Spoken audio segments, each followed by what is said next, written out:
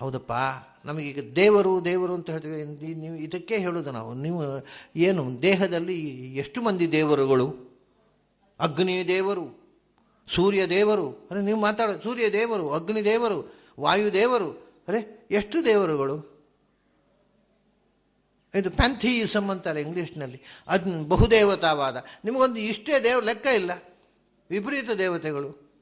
V know what is Christianity, we know what is Islam, but we do not know what is Hinduism. Tell me. ನಮಗೆ Christianity ಎಂದು ಗೊತ್ತಿದೆ, to believe in God and to believe in Bible, ಮುಗಿದೋಯ್ತು. We know what is Islam, believe in Allah and believe in Quran. ಕುರಾನನ್ನು ನಂಬಿ ಅಲ್ಲಾಹು ಸರ್ವೋತ್ತಮ ಅಂತ ಹೇಳಿಬಿಟ್ರೆ ಇಸ್ಲಾಂ ಧರ್ಮ ಆಯಿತು. ನಿಮ್ಮದು ಏನು? ಹಿಂದೂ ಧರ್ಮ ಅಂದರೆ ಏನು? ನಿಮಗೆ ಯಾವುದು? ನಿಮಗೆ ಎಂಥದ್ದು? ಭಗವದ್ಗೀತೆಯೋ, ಅಷ್ಟಾದಶ ಪುರಾಣವೋ, ವೇದವೋ, ಭಾರತವೋ, ಎಂಥದ್ದು ನಿಮ್ಮ ಮೂಲ ಗ್ರಂಥ? ನಿಮಗೊಂದು ಮೂಲ ಗ್ರಂಥ ಇಲ್ಲ. ಒಬ್ಬರು ವೇದ ಅಂತಾರೆ, ಒಬ್ಬರು ಗೀತೆ ಅಂತಾರೆ. ಆಮೇಲೆ ದೇವರು ನಿಮಗೆ ಗಣಪತಿಯೋ, ಈಶ್ವರನೋ, ವಿಷ್ಣುವೋ, ಯಾರು? ದುರ್ಗೆಯೋ? ಕೆಲವರು ಹೇಳೋದು ದುರ್ಗೆ ಮಹಾಮಾತೆ, ದುರ್ಗಾಂಬ ಹೋಯಿತು. ಕೆಲವರು ಎಲ್ಲಪ್ಪ ಗಣಪತಿ. ಯಾವ ದೇವರು ನಿಮಗೆ? ಎಷ್ಟು ಮಂದಿ ದೇವರು?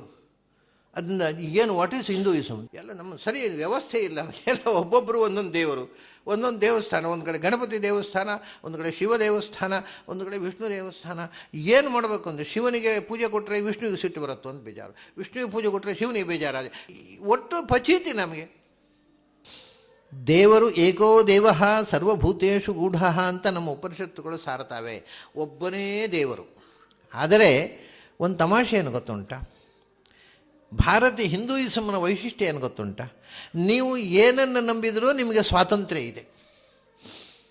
You are free to choose your own path of practice. ನೀವು ವಿಷ್ಣುವನ್ನು ಉಪಾಸನೆ ಮಾಡಿ ಅಂದರೆ ಬೇರೆ, ನೀವು ಅಲ್ಲಾಹನ್ನು ಉಪಾಸನೆ ಮಾಡದೇ ಇದ್ದರೆ ನೀವು ಕಾಫಿರರು. ಹಾಗೆ ಕ್ರೈಸ್ತನನ್ನು ನೀವು ಮರೆತು ಬಿಟ್ಟರೆ, ಬೈಬಲನ್ನು ನಂಬದೇ ಇದ್ದರೆ ನೀವು ಔಟ್ ಕಾಸ್ಟ್. ಹಿಂದೂ ಧರ್ಮದಲ್ಲಿ ಹಾಗಲ್ಲ.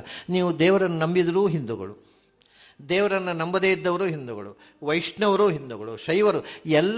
ಎಲ್ಲ ನಂಬಿಕೆಯನ್ನು ಅಂದರೆ democracy in philosophy there is only in India, only in Hinduism there is democracy in philosophy, nowhere else. ನಿಮ್ಮಲ್ಲಿ ನೀವು ಅದನ್ನು ಒಪ್ಪದೇ ಇದ್ದರೆ ಕಾಫಿರರು. ಮುಲ್ಲಾ ಹೇಳಿದ್ದೇ ಕೇಳಬೇಕು, ಫಾದರ್ ಹೇಳಿದ್ದೇ ಕೇಳಬೇಕು, ಇಲ್ಲದೆ ನೀವು ಕಾಫಿರರು. ಹಿಂದೂ ಧರ್ಮದಲ್ಲಿ ಓನ್ಲಿ ದ್ಯಾರ್ ಈಸ್ ಅಂದರೆ philosophy, democracy in philosophy you can find it only in India, nowhere else. ಇಲ್ಲಿ ಎಲ್ಲ ವಿಧದ ಚಿಂತನೆಗಳಿಗೂ ಕೂಡ ಗೌರವ ಕೊಟ್ಟರು. ನಿನ್ನ ಸಾರಿ ನಿನ್ನದಕ್ಕಪ್ಪ, ನೀನು ಅದನ್ನೇ ಉಪಾಸನೆ ಮಾಡು, ಸಂತೋಷ. ಎಲ್ಲರನ್ನೂ ತಮ್ಮ ಫೋಲ್ಡಿಗೆ ತೊಗೊಂಡು ಎಲ್ಲ ನಂಬಿಕೆಗಳು ಹಿಂದೂ ಧರ್ಮ ಅಂತ ಹೇಳ್ಬಿಟ್ರು. ಅದರ ಅರ್ಥ ಸಾವಿರಾರು ದೇವರಿದ್ದಾರೆ ಅಂತಲ್ಲ, ನಿಮ್ಮ ನಂಬಿಕೆಗೆ ಏನೋ ಅದನ್ನೇ. ಅದಕ್ಕೆ ಮಧ್ವಾಚಾರ್ಯ ಒಂದು ಮಾತು ಹೇಳಿದರು, ನೀನು ಯಾವ ರೂಪದಿಂದ ಭಗವಂತನನ್ನು ಪೂಜಿಸಿದರೂ ಅದು ಭಗವಂತನಿಗೆ ಸೇರುತ್ತೆ. ಯಾಕೆಂದರೆ ಅವನು ವಿಶ್ವರೂಪ. ನೀನು ಯಾವ ಹೆಸರಿನಿಂದ ದೇವರನ್ನು ಪೂಜಿಸಿದರೂ ಅದು ದೇವರಿಗೆ ಸಲ್ಲುತ್ತೆ. ಯಾಕೆಂದರೆ ಭಗವಂತ ವಿಶ್ವನಾಮ. ಯಾವ ಭಾಷೆ ಯಾವ ನಾಮದಿಂದ ಕರೆದರೂ ಅದು ಅವರ ಪ್ರಕಾರ ಹಾಗಲ್ಲ. ಅವನ್ನ ಅಲ್ಲಾಹು ಅಂತಲೇ ಹೇಳಬೇಕು. ಬೇರೆ ಹೆಸರನ್ನು ಕರೆದ್ರೆ ದೇವರಿಗೆ ಇಷ್ಟ ಆಗೋದಿಲ್ಲ. ಇವರಿಗೇನೋ ಗಾಡ್, ಕ್ರೈಸ್ಟ್ ಈ ಮೂಲಕವೇ ಆಗಬೇಕು. ಹೇಳಿದ್ರು, ನೀವು ಗಾಡ್ ಅಂತ ಬೇಕಾದ್ರೆ ಕರೀರಿ, ದೇವರೇ. ಅಲ್ಲಾ ಅಂತ ಕರೀರಿ, ದೇವರೇ. ವಿಷ್ಣು ಅಂತ ಕರೀರಿ. ಏನು ಒಂದೊಂದು ಮತಕ್ಕೆ ಒಂದೊಂದು ಭಾಷೆಗೆ ಒಬ್ಬೊಬ್ಬ ದೇವರಿದ್ದಾನ? ಎಲ್ಲ ನಾಮಗಳು ಒಬ್ಬನೇ ದೇವರನ್ನು ಹೇಳೋದು. ನೋಡಿ, ದಿಸ್ ಈಸ್ ಹಿಂದೂಯಿಸಮ್ ಅಂತ.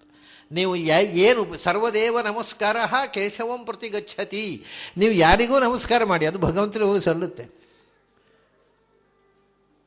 ಹಾಗಾಗಿ ಇಲ್ಲಿ ಒಂದು ಮಾತು, ಅದು ಇಷ್ಟು ಒತ್ತು ಕೊಡೋದಕ್ಕೋಸ್ಕರ ಯಾಕೆ ಬಂದೆ ಇಷ್ಟು ವಿವರ ಅಂದರೆ, ಇಲ್ಲಿ ಹೇಳ್ತಾರೆ, ಇಮಾಹ ದೇವತಾ ಅದವು ಆವಿರಧಿದೈವತಂ.